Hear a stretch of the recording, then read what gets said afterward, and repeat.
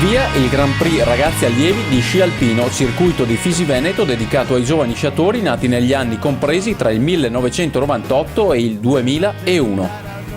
Sono 40 le gare che vengono svolte in tutto il Veneto, per poi accedere su qualifiche a una fase regionale che avrà la durata di 4 giorni.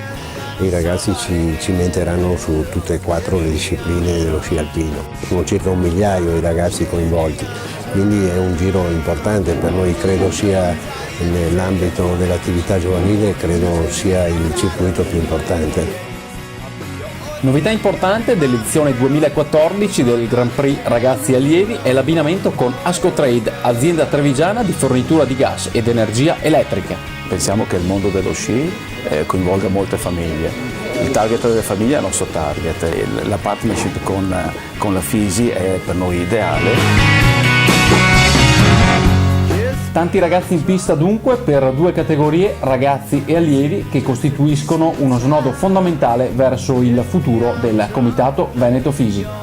L'importanza della categoria allievi ragazzi è la fucina dei nuovi talenti, dove crescono le nuove generazioni, dove iniziano a diventare veramente atleti, in cui si trasformano e diventano quasi dei veri professionisti in ambito sportivo.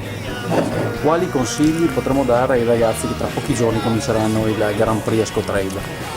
Ma un consiglio è sicuramente quello di crederci, continuare a lavorare per continuare a implementare le proprie capacità per riuscire a portare a casa più risultati possibili. C'è un nuovo tecnico che viene a valutare, girerà nel circuito allievi ragazzi Ascotrade e sarà Federico Vanz, che è un ex atleta di buonissimo livello, e quest'anno seguirà questo circuito per cercare di allenare e portare avanti il progetto che è stato costruito quest'anno.